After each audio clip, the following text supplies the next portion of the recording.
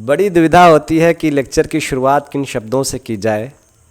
सारी फॉर्मेलिटीज़ को एक तरफ रखते हुए मैं आप लोगों के साथ काइनेमेटिक्स 2D के एम्स, नीट और AIPMT के प्रीवियस ईयर के प्रॉब्लम्स डिस्कस करूंगा। ठीक है, इस वीडियो में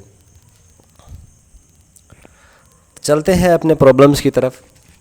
हमारा जो पहला क्वेश्चन है, let ω1, ω2 and ω3 be the angular speed of the second hand, minute hand and hour hand of a smoothly running analog clock respectively.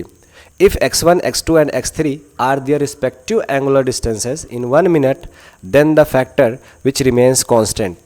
देखो क्वेश्चन में जो फर्स्ट हाफ में इंफॉर्मेशन दी हुई है वो ये दिया हुआ है कि कोई क्लॉक है, उसकी जो सेकेंड हैंड है यानी सेकंड की जो सुई है उसकी एंगुलर स्पीड ω1 है, मिनट की जो सुई है उसकी एंगुलर स्पीड ω2 है और जो आवर की सुई है उसकी एंगुलर स्पीड ω3 है। ठीक है, नेक्स्ट हाफ पार्ट में ये कहा जा रहा है कि 1 मिनट यानी 60 सेकेंड में सेकेंड हैंड की जो एंगुलर डिस्टेंस है x1 होती है। ठीक है, और जो मिनट हैंड है उसकी एंगुलर डिस्टेंस x2 होती है और घंटे वाली सुई की x3 होती है। ठीक है, टाइम दिया हुआ है, ओमेगा बताया गया है कि ω1, ω2 और ω3 है, तो x1, x2 एंड x3 का रिलेशन ओमेगा के टर्म में निकाल सकते हैं। क्यों? x1 इज इक्वल टू क्या हो जाएगा, ω1 into time, angular distance is equal to angular speed into time. Time कितना है, 60 सेकेंड तक चलता है ω1 से, तो x1 जाता है, तो ω2 इंटू 60 क्या हो जाएगा, x2 के बराबर, ω3 इंटू 60 हो जाएगा x3 के बराबर। यहाँ से देखो अब हमें देखना है ऑप्शंस की तरफ। x और ओमेगा में रिलेशन निकालने का भी यही पर्पस था कि हमारे पास जो ऑप्शंस है वो x और ओमेगा के टर्म में है। ठीक है, तो ऑप्शन नंबर 1 देखेंगे कि ये करेक्ट है कि नहीं। तो यहाँ से आप देखो फर्स्ट क्या है कि ω1 अपॉन x1 कितना होता है, ये हम देख ले सकते हैं। यहाँ से कितना होगा, 1/60। अगर यहाँ पे देखें तो क्या होगा, ω2 अपॉन x2 कितना हो जाएगा, 1/60। ओके, इसी तरह से x3 ω3 अपॉन x3 1/60। ये जो फर्स्ट ऑप्शन हमारे पास है ω1 upon x1 is equal to ω2 upon x2 दिख रहा है, दिख ही रहा होगा। ω3 upon x3 is equal to के। ठीक है, तो ये करेक्ट है, यही निकल के आ रहा है यहाँ से रिलेशन, और ये हमारा जो ऑप्शन ए का इक्वेशन है ये करेक्ट है। तो यही हमारा आंसर है, फिर आगे हमें जाने की ज़रूरत भी नहीं है।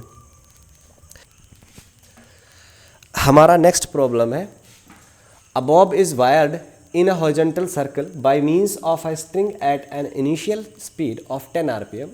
If the tension in the string is quadrupled while keeping the radius constant, the new speed is.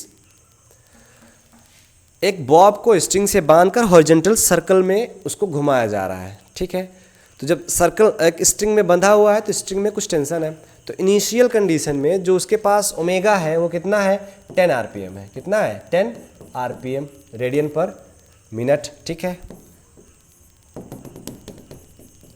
इस स्ट्रिंग में कुछ टेंशन टी होगा। यहाँ पे थोड़ा सा मैकेनिक्स आ गया है, जो टेंशन टी होगा वो मैकेनिक्स में आपको पढ़ाया गया होगा, m⍵² सर्कुलर मोशन के मैकेनिक्स में r के बराबर, r ये इसकी लेंथ हो गई या रेडियस हो गया सर्कल का। ठीक है, अब नेक्स्ट हाफ में ये कहा जा रहा है कि अगर हम टेंशन t को 4 टाइम्स कर दें, ठीक है, क्वाड्रपल्ड कर दें, रेडियस को कांस्टेंट रखेंगे, तो जो नया ओमेगा होगा वो कितना होगा।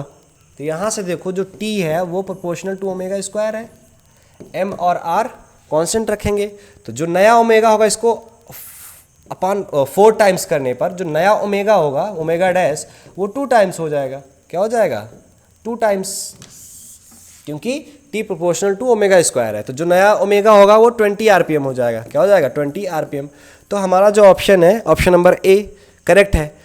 अगर आप थोड़ा सा इसको नहीं समझ पा रहे हो उतने अच्छे से तो मैं देख लेता हूँ। फर्स्ट केस में क्या है, t is equal to m⍵²r, second case में क्या होगा, 4t is equal to m⍵'²। ये बदलेगा, बाकी सारा कांस्टेंट है r। अब आप इन दोनों का रेशियो निकालो, इस इक्वेशन और इस इक्वेशन को, तो t upon 4t is equal to m⍵²r upon omega dash square R, M जो है वो बॉब का मास है, टी टी कैंसिल आउट, तो M omega dash square R, ये ओमेगा इसे भी कैंसिल कर देते हैं, ठीक है। तो ओमेगा डैश स्क्वायर कुछ क्या हो जाएगा 4 ओमेगा स्क्वायर, तो ओमेगा डैश जो होगा वो 2 ओमेगा के बराबर हो जाएगा। ओमेगा है 10 आरपीएम, तो ओमेगा डैश यानी कि न्यू ओमेगा जब हम टी को 4 टाइम्स कर देंगे तब क्या हो जाएगा 20 आरपीएम हो जाएगा। ओके, आगे बढ़ते हैं।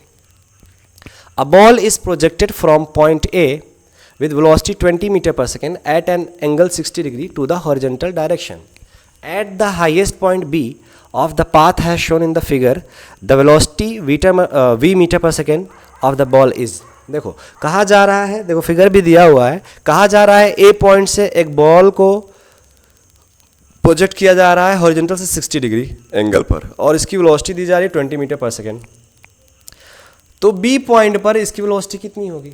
देखो ये 2 डायमेंशनल मोशन है, तो हम वेलोसिटी के 2 कंपोनेंट्स पाएंगे, ठीक है, एक हॉरिजॉन्टल डायरेक्शन में, एक वर्टिकल डायरेक्शन में।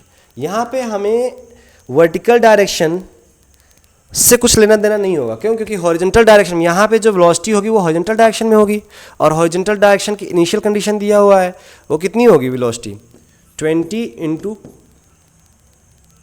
cos 60, cos 60 की वैल्यू होती है 1/2, तो ये हो जाएगा 10 मीटर पर सेकेंड, ठीक है। वर्टिकल डायरेक्शन में जो होगा उसका तो काम ही नहीं है, उसका तो काम ही नहीं है, हम उसको भी अलग अलग दो। देखो 2 डायमेंशनल मोशन में क्या होता है कि हम एक्स एक्सिस के मोशन को इंडिविजुअली पढ़ सकते हैं, वाई एक्सिस के मोशन को इंडिविजुअली पढ़ सकते हैं। मतलब एक्स एक्सिस में जो भी चीज़ें हैं वो वाई वाले को अफेक्ट नहीं करेंगी, वाई वाली जो चीज़ें हैं वो एक्स वाले को अफेक्ट नहीं करेंगी। तो यहाँ वेलोसिटी दोनों में है, एक्स और वाई में। तो एक्स में जो उसका कॉम्पोनेंट आएगा 10 मीटर पर सेकेंड, ये बॉल को इधर लेके जाना चाहेगा, फाइनली ऊपर टॉप मोस्ट पॉइंट पे जब जाएगा तो वाई डायरेक्शन की वेलोसिटी 0 हो जाती है, तभी फिर यहाँ से ये नीचे आना शुरू हो जाता है, ठीक है। तो वाई डायरेक्शन से लेना नहीं है हमें कुछ, एक्स डायरेक्शन में इनिशियली 10 मीटर पर सेकेंड है, बी पॉइंट पे कितनी होगी? देखो एक्स डायरेक्शन में क्या कोई एक्सेलरेशन है? नहीं है। कोई डिसलरेशन है? नहीं है। तो वेलोसिटी में कोई चेंज आएगा? नहीं आएगा। यहाँ पे एयर रेजिस्टेंस को नेग्लिजिबल माना गया है, ठीक है। ओके, अक्सर क्वेश्चंस में जहाँ पे एयर रेजिस्टेंस होता है तो वहाँ पे दिया रहता है कि एयर रेजिस्टेंस ये है, नहीं है तो ये मान चलो कि यहाँ पे नेग्लिजिबल है, ठीक है। तो क्या हो जाएगा, क्योंकि ये आप भी देखो ये छोटा सा प्रोजेक्टाइल मोशन है, ओके, तो v क्या होगा 20 metre per second, 10 meter per second, यहाँ पे भी होगा टॉप मोस्ट पॉइंट पे भी, क्योंकि कोई भी एक्सेलरेशन या डिसलरेशन नहीं है। नेक्स्ट प्रॉब्लम है, a particle is executing uniform circular motion. Particle uniform circular motion कर रहा है, तो यूनिफॉर्म सर्कुलर मोशन कर रहा है तो with velocity v vector and acceleration a vector, which of the following is true. Uniform circular motion में क्या होता है कि पार्टिकल एक सर्कल में मोशन कर रहा होता है, उसके पास कुछ इंस्टेंटेनियस v वेक्टर होता है जो ऑल द टाइम डायरेक्शन बदलने की वजह से बदल रहा होता है, लेकिन इसका मोड जो होता है वो क्या होता है? कांस्टेंट होता है। मोड क्या होता है? कांस्टेंट होता है, ठीक है। अभी इसका डायरेक्शन बदल रहा है किसी एक्सेलरेशन की वजह से, तो वो acceleration all the time, all the instant v vector के परपेंडिकुलर होता है, v वेक्टर के परपेंडिकुलर होता है। तो इसकी भी डायरेक्शन बदल रही है, एक्सेलरेशन की भी डायरेक्शन बदल रही है, और ऑल टाइम किधर होता है? इनवर्ड होता है। तो ये भी a वेक्टर जो होगा ये तो कांस्टेंट नहीं होगा, कांस्टेंट नहीं होगा, लेकिन a वेक्टर का मोड ये कांस्टेंट होगा, ये भी क्या होगा? कांस्टेंट होगा, जैसे v वेक्टर का मोड कांस्टेंट है। तो इसमें देख लेते हैं कि क्या क्या क्या ऑप्शंस दिए हुए हैं। v is a constant, no, v vector constant नहीं हो सकता है। v is not a constant, ठीक है। a is not a constant, ये बात सही है कि v भी कांस्टेंट नहीं होगा और a भी कांस्टेंट नहीं होगा। बाकी जो ऑप्शंस होंगे वो गलत ही होंगे। v इज़ अ कांस्टेंट, गलत। v is not a constant, a is constant, गलत, ठीक है। तो हमारा ऑप्शन नंबर बी करेक्ट है। Next problem, a bullet is fired from a gun at the speed of 280 meter per second in the direction 30 degree above the horizontal. The maximum height attained by the bullet is, g की value हमें 9.8 metre per second लेनी है और sign 30 value 0.5 metre और 0.5 दिया हुआ है, sorry ये यूनिट लेस है। तो गन फायर की जा रही है, बुलेट, ठीक है, बुलेट फायर की जा रही है गन से, उसकी जो इनिशियल वेलोसिटी है वो कितनी है 280 metre per second. Okay, in the direction 30 degree above the horizontal, the maximum height attended by the bullet is. देखो इस वेलोसिटी के दो कंपोनेंट्स होंगे, इस वेलोसिटी के दो कंपोनेंट्स होंगे, एक एक्स डायरेक्शन में, एक वाई डायरेक्शन में। ये एक्स डायरेक्शन की जो वेलोसिटी है वो इसको इधर ले जाना चाहेगी, वाई डायरेक्शन की वेलोसिटी ऊपर ले जाना चाहेगी। तो ऑल द टाइम जो इसका पाथ होगा वो कुछ ऐसे होगा, ठीक है। जब ये वेलोसिटी की बात करें हम वर्टिकली वाई एक्सिस की बात करें, वाई एक्सिस की, तो क्या होगा कि वाई डायरेक्शन में डाउनवर्ड जी लग रहा है, जिसकी वजह से इनिशियल वेलोसिटी जो होगी वो क्या हो रही होगी, इनिशियल वेलोसिटी होगी जो ऑल द इंस्टेंट डिक्रीज हो रही होगी। डिक्रीज होते होते एक ऐसा पॉइंट होगा, इसका जो देखो लोकेशन पाथ तो ऐसा होगा, लोकेशन कुछ ऐसी हो जाएगी, लेकिन फिर ऊपर वाली जो वेलोसिटी हो जाएगी वो क्या हो जाएगी, जीरो हो जाएगी। मैक्सिमम पॉइंट पर क्या हो जाएगी, जीरो हो जाएगी। तभी ये फिर नीचे आना शुरू कर देगा, नीचे आना शुरू कर देगा। फिर जी इसको नीचे की तरफ एक्सेलरेट करेगा तो इसकी वेलोसिटी वाई निगेटिव में बढ़ने लग जाएगी, ठीक है। तो टॉप मोस्ट पॉइंट पे क्या होगा, जीरो होगा वाई, तभी वो वी वाई क्या हो जाएगा, जीरो हो जाएगा, तभी वो मैक्सिमम हाइट होगी उसकी, ठीक है। तो the maximum height attend by the bullet, हमें यही मैक्सिमम हाइट निकालना है, एच मैक्स निकालना है, एच मैक्स निकालना है, ठीक है। तो देखो एच मैक्स जो होगा ये वाई डायरेक्शन में है, velocity initial velocity Y direction हम निकाल सकते हैं, कितनी होगी 280 साइन 30, क्योंकि 30 डिग्री है, इधर का कंपोनेंट कॉस 30 में होगा, ऊपर वाई डायरेक्शन में साइन 30 में होगा। साइन 30 की वैल्यू होती है, साइन 30 की वैल्यू होती है 1/2, तो 280/2 हो जाएगा 140 मीटर पर सेकेंड। ये होगा यू वाई, ये क्या होगा यू वाई के बराबर, ठीक है। तो इनिशियल कंडीशन में यू वाई दिया हुआ है 140 मीटर पर सेकेंड, और ऑल द इंस्टेंट नीचे की तरफ ग्रेविटी है जी, कितना दिया हुआ है 9.8 metre per second square. Maximum height h हमें फाइंड करना है, h मैक्स हमें फाइंड करना है। ये माइनस में होगा, ये हम प्लस में ले रहे हैं, ये प्लस में ले रहे हैं, ठीक है। तो आप बताओ जब हमारे पास u दिया हुआ हो, g दिया हुआ हो और फाइनल v दिया हुआ हो, वी वाई कितना है 0 है, और h निकालना हो, तो उस केस में हम क्या थर्ड इक्वेशन लगा सकते हैं, ऑफ कोर्स लगा सकते हैं। जब थर्ड इक्वेशन इसमें लगाएंगे तो v square is equals to v final है ना, वी वाई का final square is equals to u y का square minus 2g h max, ठीक है, H max 2g h max. मैं पूरा कॉन्सेप्ट ही आपको बता रहा हूँ, डायरेक्ट ये फॉर्मूला जो आपके पास होता है ना एच मैक्स का, उससे आप आसानी से निकाल सकते हो, लेकिन मैं आपको कॉन्सेप्ट सिखा रहा हूँ ताकि आप अप्रोच को समझो। फॉर्मूला याद कर लो अच्छी बात है, लेकिन अगर आपको फॉर्मूला नहीं याद है तो आप अप्रोच समझोगे किस तरह से हम करेंगे इसको, ठीक है। तो ये फाइनली 0 है, अगर आप कैलकुलेशन में फास्ट होगे तो आप बहुत ही क्विकली इसको करोगे। ये 0 है, ये फिर आप U Y square equals to ये माइनस हो जाएगा माइनस 2g एच मैक्स, ठीक है, ये कैंसिल हो जाएगा। तो देखो यू एच हमें निकालना है, तो एच जो होगा वो कितना हो जाएगा H max U Y square upon 2g। ये डायरेक्ट फार्मूला होता है, डायरेक्ट आप फार्मूला से रख के निकालते होगे ऐसे प्रॉब्लम्स को, ठीक है। तो एच मैक्स जो है U Y square, U square मतलब 140 अपॉन 2 इंटू 9.8। आप पॉइंट हटाओगे तो यहाँ पे 0 बढ़ जाएगा, 14 7 जार 1998, ओके, 7 2 जार 14, यहाँ से 2 आप करोगे तो 1 हो जाएगा, तो ये 1000 आ जाएगा मीटर। ये क्या हो जाएगा एच मैक्स हो जाएगा 1000 मीटर, यही हमारा एच मैक्स होगा। हमारा नेक्स्ट प्रॉब्लम है, a horizontal bridge is built across a river, a student standing on the bridge throws a small ball vertically upwards with a velocity 4 meter per second. The ball strikes the water surface after 4 seconds. ठीक है, the height of the bridge above the water surface is. चलो इस condition को हम यहाँ draw कर लेते हैं। एक स्टूडेंट है जो अपवर्ड किसी बॉल को थ्रो कर रहा है 4 मीटर पर सेकेंड से, तो ये इसकी क्या हो गई इनिशियल वेलोसिटी हो गई, ओके। फाइनली ये यहाँ पे आएगा, वाटर सरफेस मान लेते हैं ये, ठीक है, ये क्या है वाटर सरफेस है।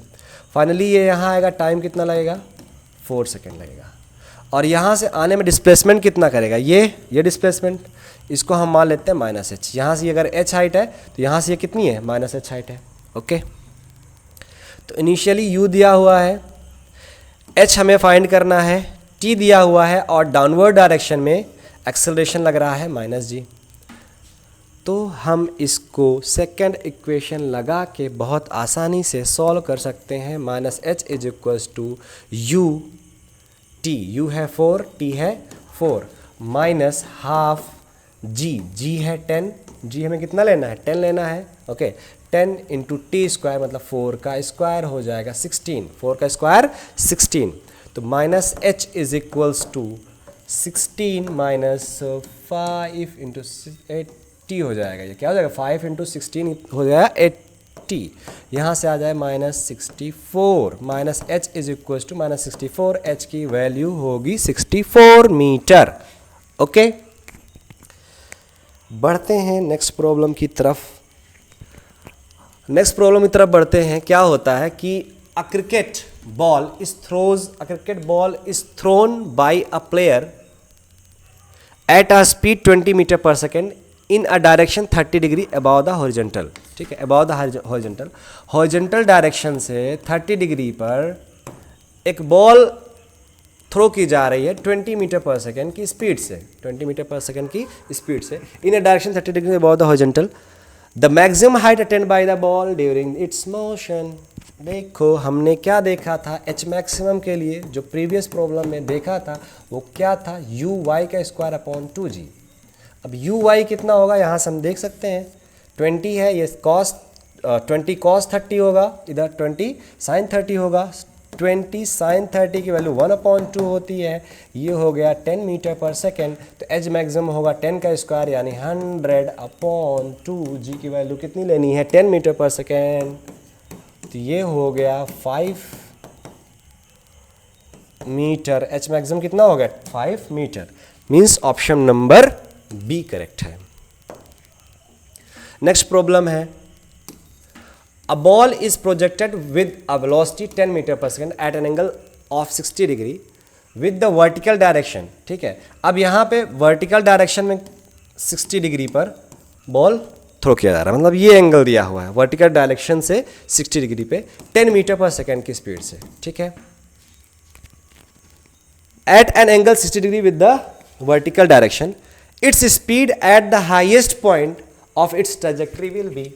ये इससे बेस्ट प्रॉब्लम हमने पहले भी किया है। हाईएस्ट पॉइंट पर निकालने के लिए हम क्या देखेंगे कि वाई डायरेक्शन में इनिशियली कितना है, वही हाईएस्ट पॉइंट पे होगा, क्योंकि एक्स डायरेक्शन में हमेशा जो वेलोसिटी होगी वो चेंज नहीं होगी, सेम ही होगी एक्स डायरेक्शन की। ओके, तो यहाँ से 10 मीटर पर सेकंड एक्स डायरेक्शन में कितनी होगी, 10 साइन 60। देखो ये 60 है तो ये cos 60 होगा, ये sin 60 होगा, 60 क्योंकि वर्टिकल से लिया गया है। तो वर्टिकल की तरफ जो प्रोजेक्शन आएगा वो कितना आएगा, cos में आएगा, और इधर जो आएगा वो 60 में आएगा। तो sin 60 की वैल्यू क्या होती है,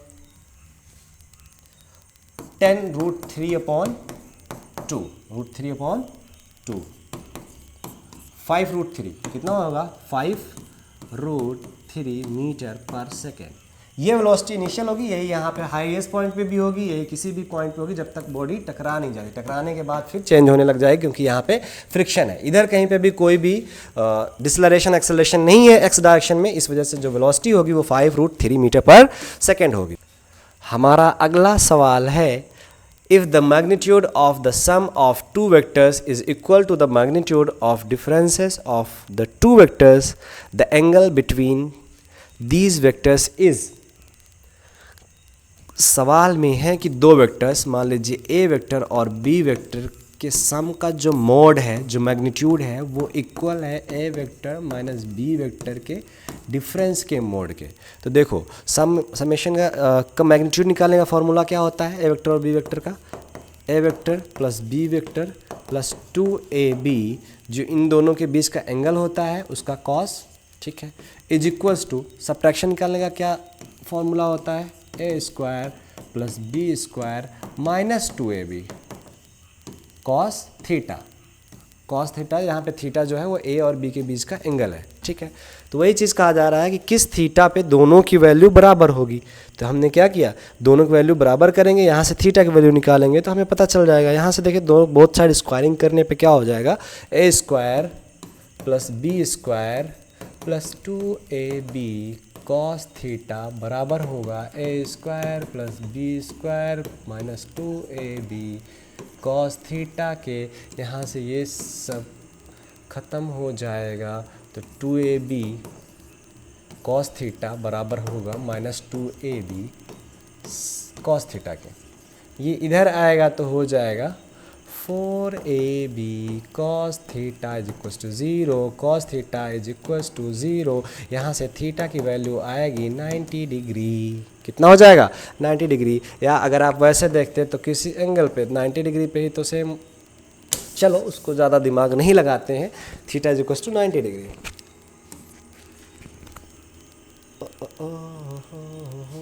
next problem, if vectors a is equal to cos omega T I plus sine omega T J cap, okay, and b is equal to cos omega T upon 2 I cap plus sine omega T upon 2 J cap are functions of time, ठीक है। दो vector a और b time के functions है और functions ये दिए, equations ये दी हुई हैं, ठीक है।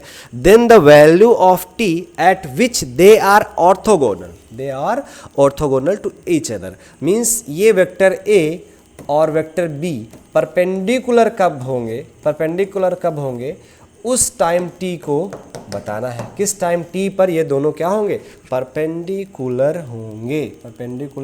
होंगे। देखो ऑर्थोगोनल का मतलब क्या होता है, परपेंडिकुलर। देखो ए बी चेंज हो रहा है टाइम के रेस्पेक्ट में, तो एक ऐसी कंडीशन होगी जब दोनों परपेंडिकुलर हो जाएगा, तो वही टाइम फाइंड करना है कि किस टाइम पे दोनों परपेंडिकुलर होगा। देखो वेक्टर ए वेक्टर बी दिया हुआ है, हमको पता है कि ए डॉट बी, ठीक है, A dot B cross product जो होगा वो क्या होगा, 0 होता है। किनका, दो वेक्टर्स का। जब ये परपेंडिकुलर होगा उस टाइम पे दोनों का जो क्रॉस प्रोडक्ट आएगा वो क्या आएगा, 0 आएगा। तो ए क्रॉस बी हम कर सकते हैं इनका डॉट प्रोडक्ट। तो यहाँ से ए क्रॉस बी करेंगे तो आई वाले के साथ हुआ करता है, जे वाले के साथ होता है। तो ए क्रॉस बी करेंगे, ए डॉट बी, तो cos omega T into cos omega T by 2, okay, cos omega T into cos omega T by 2, okay. अब हम जे वाले के साथ करेंगे तो क्या हो जाएगा, plus sine omega T into sine omega T upon 2। देखो ये फॉर्मूला होता है cos omega T minus omega T upon 2 के।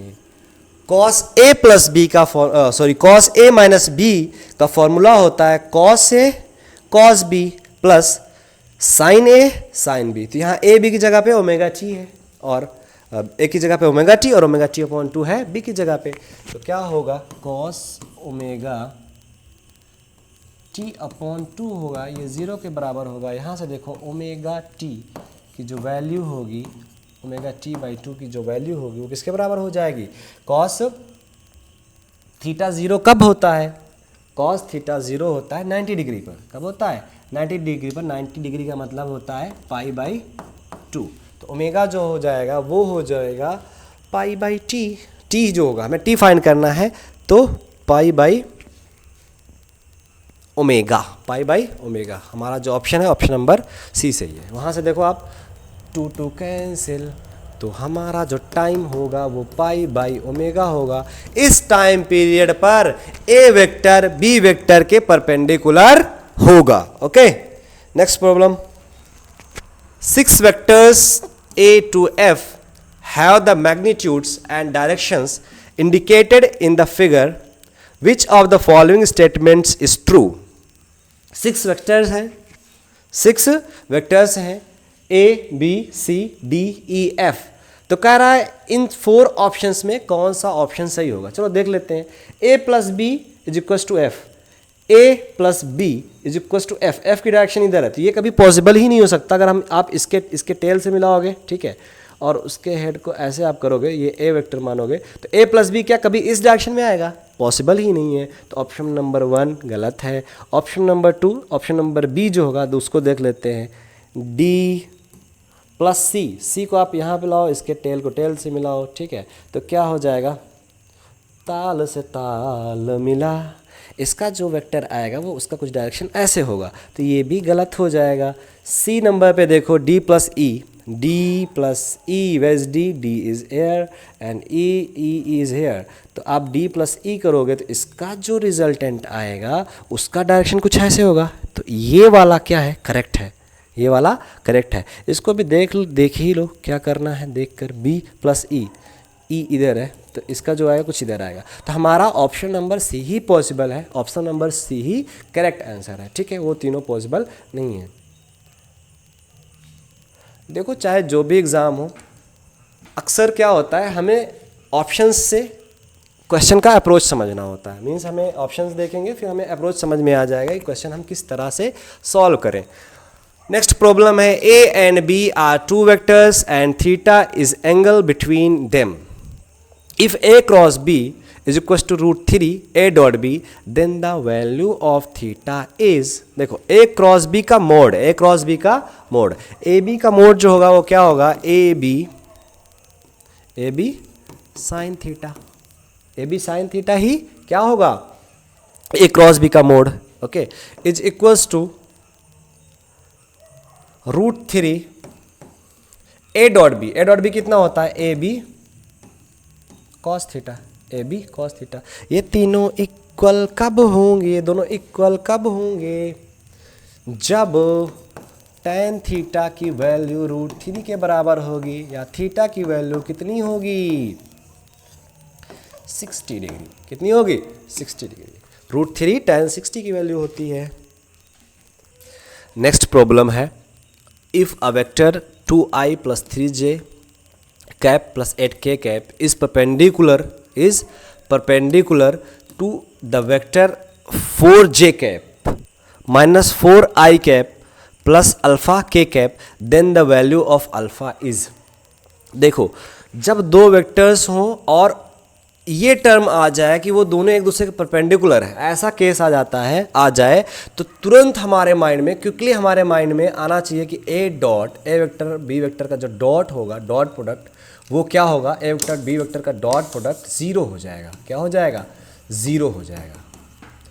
फिर उसके बाद हम नेक्स्ट क्वेश्चंस को समझेंगे कि वो क्या फाइंड करना है, क्या पूछा जा रहा है, ठीक है। लेकिन ये आते ही तुरंत हमारे माइंड में वो आना चाहिए, ओके। तो कह रहा है कि परपेंडिकुलर है दो vectors, vectors A and vectors B, then the value of alpha is. देखो इन दोनों को जब हम डॉट प्रोडक्ट निकालेंगे तो हमारे पास सिर्फ अल्फा ही अननोन होगा, और उस प्रोडक्ट को 0 के बराबर कर देंगे तो हमें अल्फा की वैल्यू पता चल जाएगी, ठीक है, ओके। इसमें और एक चीज़ दिया हुआ है, जो पहली इक्वेशन दी हुई है उसमें 2i कैप है, दूसरी इक्वेशन में पहला टर्म 4j कैप है। अगर आप यहाँ पे इसको सही से नहीं देखोगे तो प्रॉब्लम को सॉल्व करने में मिस्टेक कर दोगे, i वाले को j वाले के साथ मल्टीप्लाई कर दोगे तो आपका इसी को कहेंगे सिली मिस्टेक कर दिया, आता आता क्वेश्चन गलत कर दिया। चलो 2i कैप को आप i कैप वाले में करोगे तो -2 इंटू 4 प्लस 3 को आप 4 से करो, 3 को आप 4 से करो तो 3 इंटू 4 प्लस 8 को अल्फा से करोगे तो 8 अल्फा, और ये क्या हो जाएगा? 0 के बराबर हो जाएगा। ये हो जाएगा 8, सॉरी हाँ सही है, -8 plus 12 plus 8 alpha is equals to 0। मेरा बोर्ड बड़ा चमकता है यार। ये हो जाएगा 4 plus 8 alpha is equals to 0। 8 alpha is equals to -4 alpha is equals to -1/2। हमारा option number 3, option number C क्या है? करेक्ट है। चलो अगला प्रॉब्लम पढ़ते हैं। If A cross B is equals to √3 A dot B, then the इसका mode, ए cross B का मोड, ठीक है, ये बराबर है √3 ए बी के, then the value of A plus B का मोड, ठीक है, मीन्स इसका मैग्नीट्यूड हमें बताना है, इज। ऑप्शंस दिए हुए हैं, ए बी में दिया हुआ है, ठीक है। यहाँ पे थीटा की वैल्यू पुट करना है, बाकी सारा ए बी में ही आंसर है। तो देखो यही सेम ऐसा हमने एक पहले केस देख लिया है। तो इन दोनों इसका क्रॉस प्रोडक्ट इसके डॉट प्रोडक्ट के रूट थ्री टाइम्स है, ठीक है। तो ए क्रॉस बी क्या हो जाएगा, ए बी साइन थीटा। जो यहाँ से हमें क्या फाइंड हो जाएगा, थीटा फाइंड होगा, यही तो हमने फाइंड किया था वहाँ पे पिछले प्रॉब्लम में। इधर हो जाएगा root three A dot B cos theta, यहाँ से tan theta is equal to root three, theta is equal to 60 degree आ जाएगा। अब आप ए बी वाले में 60 डिग्री वाला जो कॉस थीटा को 60 डिग्री, कॉस 60 की वैल्यू क्या होती है, 1/2 होती है। तो जहाँ पे 1/2 रखी गई हो वही ऑप्शन सही है, option number 1 A square plus B square plus A B. तो 2ab कॉस 60 होता है, तो ए बी, यही हमारा फर्स्ट नंबर क्या है, सही है। चलो आगे बढ़ते हैं। The maximum range of a gun R horizontal range is 16 kilometer. Maximum range कितना है, R maximum 16 kilometer. If G is equal to 10 meter per second, G हमें कितना लेना है 10 meter per second. The muzzle velocity of the shell must be, muzzle velocity U कितनी होनी चाहिए ये बताना है।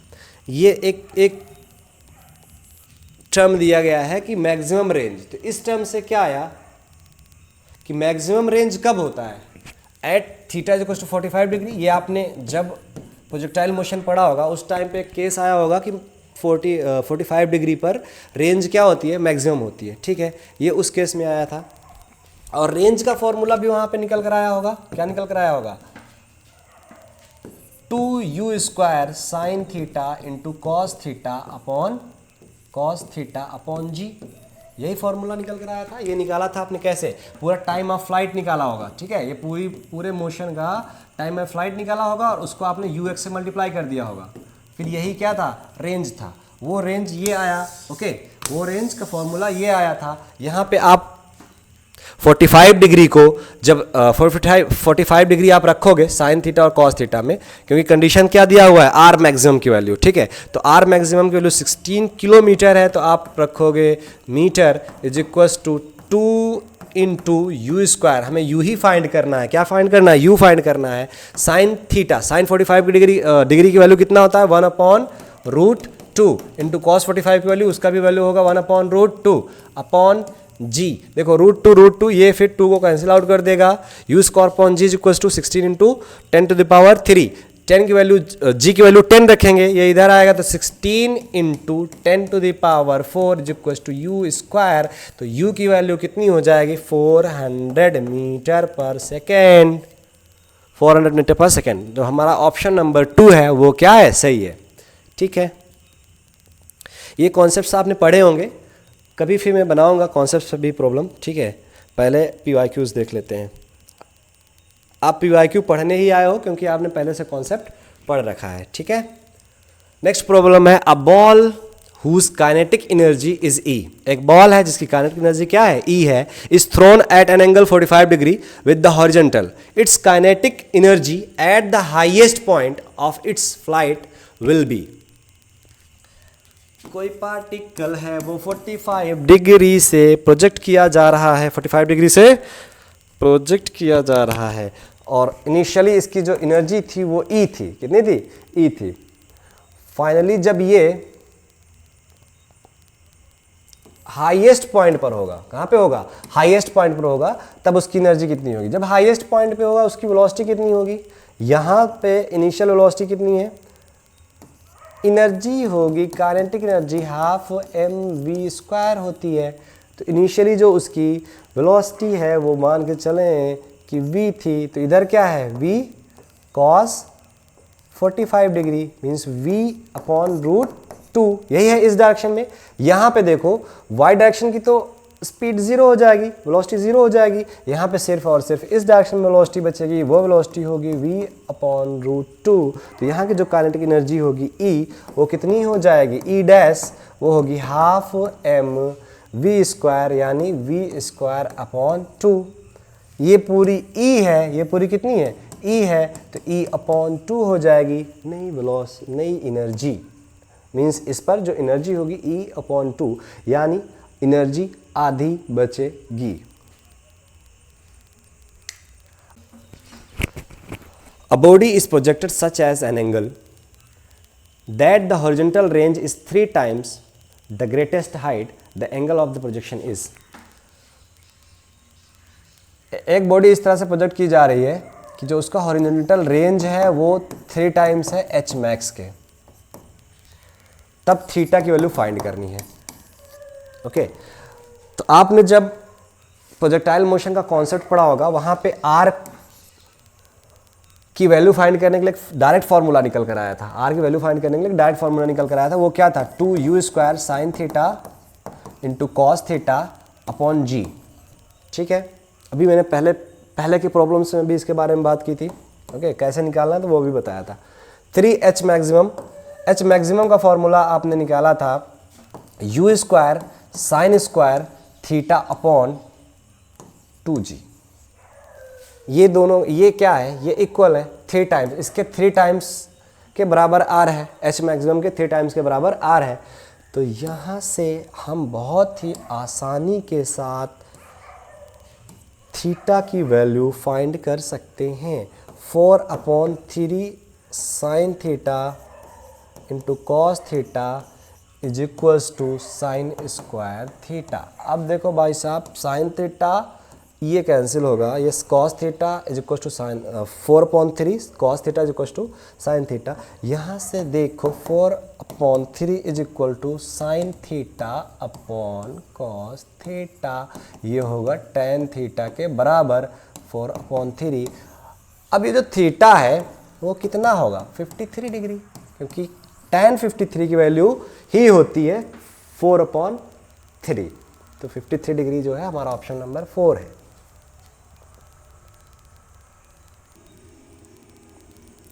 प्यारे बच्चों, अपना अगला क्वेश्चन है, a particle can have the same range R for 2 angles of projection if T1 and T2 be the time of flight in the 2 cases. देखो, सेम रेंज कब होता है? जब हम किसी पार्टिकल को, किसी बॉडी को थीटा एंगल से थ्रो करें और उसी पार्टिकल को, उसी बॉडी को हम 90 माइनस थीटा से प्रोजेक्ट करें. किससे? 90 माइनस थीटा से प्रोजेक्ट करें, यानी कि इधर से थीटा लें या वर्टिकल से थीटा लें, वर्टिकल से थीटा लें या फिर इधर से थीटा लें. तो दोनों केस में जो रेंज होगा वो क्या आएगा? दोनों का बराबर आएगा. तो रेंज बराबर आने का कंडीशन क्या है कि अगर हम थीटा एंगल से पहला ऑब्जेक्ट थ्रो कर रहे हैं तो दूसरी बार जब थ्रो करेंगे तब हम एंगल जो लेंगे वो 90 माइनस थीटा लेंगे सेम इनिशियल वेलोसिटी के लिए, सेम इनिशियल स्पीड के लिए जो एंगल लेंगे थीटा और 90 माइनस थीटा लेंगे, तभी आर क्या होगा?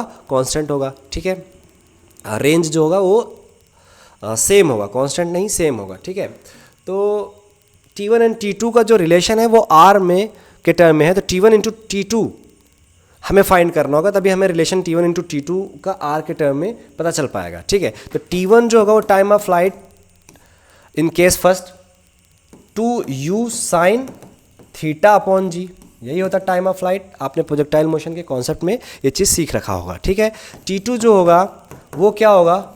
2u sine 90 minus theta, 90 minus theta upon g. अब देखो यहाँ से 90 माइनस थीटा है, साइन 90 माइनस थीटा, ये कॉस थीटा के बराबर है. किसके बराबर है? कॉस थीटा है. ASTC वाला आपने फॉलो पढ़ा होगा, ASTC है ना.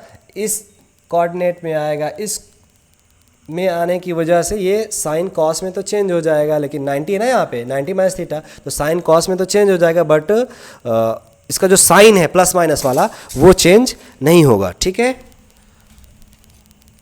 तो ये हो जाएगा 2u कॉस थीटा अपॉन जी के बराबर T2. T2 कितना हो जाएगा? T2 जो होगा वो इतना हो जाएगा. तो T1 इंटू T2 आप देखो, T1 into T2 is equals to 2u sine theta upon g. Okay, into 2u cos theta, 2u cos theta upon g, upon g. अब आप इसको देखोगे तो क्या होगा? 4u² या 2u² sine theta into cos theta, 2 sign theta into cos theta को आप कह सकते हो साइन 2 थीटा अपॉन g².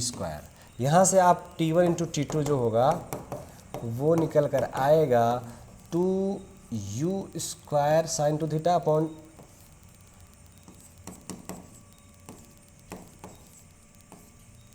जी इंटू जी।